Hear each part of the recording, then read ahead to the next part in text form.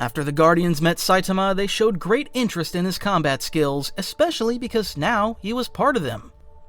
Mark let out a slight laugh as he crossed his arms and looked at the training field. He seemed excited about the idea that had just occurred to him. "Hey Saitama, now that you've met most of the team, how about we do a little training match, just to measure skills?" Saitama raised an eyebrow, somewhat surprised, while Rex, Dupli-Kate, and even the Immortal turned to look at him with curiosity, eager to hear his answer. "A training match? Well, I don't mind. I wouldn't mind moving a bit, but don't go overboard. I don't want to accidentally hurt anyone." "Relax, we all know how to take care of ourselves here. Besides, I'm dying to see you in action. After all, the guy who knocked out Omni-Man has to be a monster." "I'm intrigued to see what you're capable of. You can tell you're strong just by looking at you." While the others expressed their interest in the match, the Immortal raised a hand to get everyone's attention. "All right, if we're going to do this, it'll be on the main field, but no attacks that destroy the place, understood?" Saitama nodded calmly, while Mark seemed increasingly excited at the idea of testing himself against someone like him. It was an opportunity he couldn't pass up. "Perfect! That way we can see how far we are from someone like you. Plus, I'm curious to see your style. I've never seen anyone fight with that kind of calm." Saitama shrugged as he followed the group to the center of the huge field. The other heroes positioned themselves around them, activating the measurement monitors that analyzed energy and movement speed. Even Cecil watched from a control room through a huge screen. "Alright, we have visual. If you're gonna do this, I want it controlled. Especially you, Saitama. We don't need a new crater in the base." "Don't worry, it'll just be a warm-up." The Immortal was the first to approach Saitama, flexing his arms and looking at him with a more serious expression to focus. "Let me go first. I'm curious to feel firsthand the strength of someone who could face Nolan." "Fine, but I warn you, I don't usually gauge my strength very well. If it hurts too much, just say so."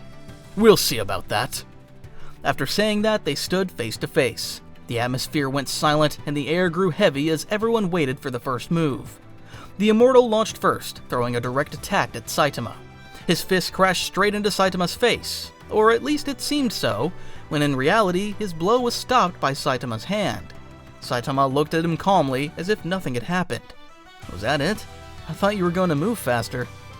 The Immortal was surprised to see his attack stopped and immediately stepped back, only to then launch a flurry of rapid punches. But all of them were blocked with the same calm by Saitama, who barely moved his arm and dodged effortlessly.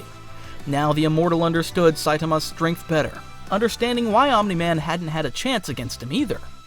While the Immortal continued his barrage of blows, Saitama decided to counterattack. So using one of his punches, he struck him in the chest, pushing him back with a blast of air that sent him tumbling several meters across the ground. I hope I didn't overdo it. The rest of the team was bewildered by what had happened, since a single move from Saitama was enough to send the Immortal flying. "What the hell was that?" He barely touched him with a move, but he threw him like he was a rag doll. After a couple of minutes, the Immortal got back up, a little dazed but showing a smile on his face. "I expected nothing less from you. Looks like you're exactly as they say." "Thanks. I'm glad you didn't end up too badly hurt." After the Immortal was defeated in his training match, Mark stepped forward and took the center with an enthusiastic expression. "Let me try now. I want to see if I can at least do something." "Alright, though I won't make it easy for you." After saying that, Mark focused all his strength and launched himself at Saitama at an impressive speed. The ground cracked slightly under his feet, and the air rippled from the displacement. His blows were aimed at Saitama's face and torso, but Saitama dodged them at great speed, so much so that he vanished from Mark's sight. This left him perplexed, since he was aware he was fast, but he didn't think it went to that level. Saitama tapped his shoulder with one finger, while keeping his calm expression. "I'm right here." "No way! What did you get there?"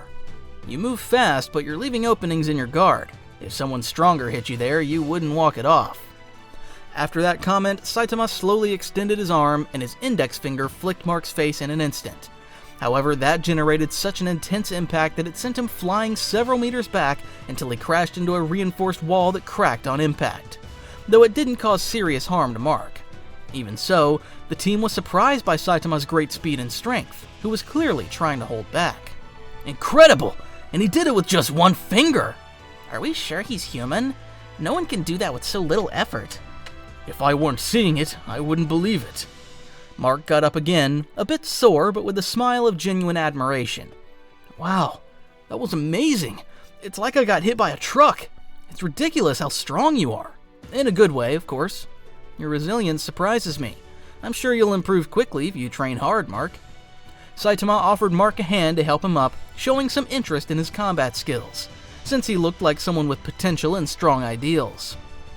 Meanwhile, Dupli-Kate decided to step in during their chat, multiplying herself by 10 as her copies surrounded Saitama. Alright, now it's my turn. Let's see if you can dodge all these. Clones. Now that looks interesting.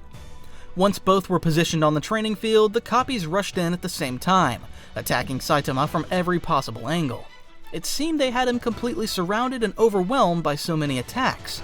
But at that moment, Saitama tried something similar, sidestepping rapidly to deal with all the copies at once. In doing so, many silhouettes of Saitama became visible, so many that they outnumbered Dupli-Kate's clones, which left her completely perplexed. When the copies collided with Saitama's silhouettes, they were all scattered across the floor unconscious, except for the original Dupli-Kate. Wow, and he did all that with brute force alone? Nice move. You stayed on the sidelines while your clones attacked so you could keep fighting. Thanks, though I think I'll call my match off here. The Immortal smiled, crossing his arms as he watched the scene. I can't remember the last time someone left everyone here speechless, and I've seen a lot of things. Mark approached, laughing with a gesture of sincere admiration. You're definitely something out of this world, Saitama, in more than one sense. Saitama shrugged as he stretched as if nothing had happened. I have to admit, that was fun. You've all got pretty good abilities. I'm glad you used them to be heroes. As they continued their chat, Cecil spoke again over the speakers from the control room to communicate with the heroes. Alright, I think that's enough for now. Wouldn't want you to end up too tired in case something comes up and you have to head out on a mission. Looks like our warm-up ends here. Monster Girl stepped forward, a little annoyed by the interruption, hoping to get a chance to fight another time. What a shame. I wanted to test my strength too. Saitama looked at her with a smile, though in his usual laid-back tone. It's alright. I'll be waiting to see what you can do. After wrapping up their training, the heroes began to relax, while Saitama scratched his head with that unshakable calm that characterized him, unaware that he had left an indelible impression on everyone. The world will definitely be safer with you on our side. You're right. I feel like things are only going to get crazier with him around. Saitama yawned, looking at the ceiling. Well, if there aren't any more fights, where can I get something to eat? I'm hungry. Rex let out a chuckle at Saitama's comment. I definitely like this guy. From that moment on, Saitama felt part of the team, something unusual for him since he generally acted on his own, but he had to adapt now that he was in another world. The following days passed with relative calm inside Cecil's base. Since Saitama officially joined the team, his presence became part of the day-to-day. Although they still couldn't get used to how relaxed he was for someone so strong. He spent most of his time resting or training with Mark, who looked for him almost every morning to keep improving. Cecil watched through the cameras during their practices, satisfied to see that Saitama's presence was bringing concrete results to Mark's morale. But beyond that, Saitama would also be assigned to work with the team on various missions against strange creatures, giants, and even criminal groups, which meant Saitama had a good time working as a hero. However, during that time, there were also things Mark couldn't avoid, like the emergence of Angstrom during his mission to stop the energy machine, as well as his escape. Far from holding him back, that motivated Mark to get better at being a hero, so he fought harder during his training sessions. Although Saitama didn't consider himself a teacher, he enjoyed the practice fights with Mark, as he could physically spar with him and help him progress, something he couldn't do with Genos since, being a cyborg, he required upgrades to his body to get stronger. During those training sessions, Mark learned to read movements better and anticipate strikes more effectively, though he never actually managed to land a hit on Saitama since Saitama was faster than he could imagine. Each session ended with a visible improvement in Mark, something Saitama himself began to notice, feeling a bit of pride in his progress, something he rarely expressed. You're getting better. Before, you'd go down in the first 5 seconds. Now, you at least last 30. Mark would let out a laugh between gasps, knowing it was a compliment coming from him. 30 seconds against you must be a world record. Well then, let's keep practicing. While the two continued their routine, the Guardians watched from a distance, commenting among themselves on how quickly Mark was progressing.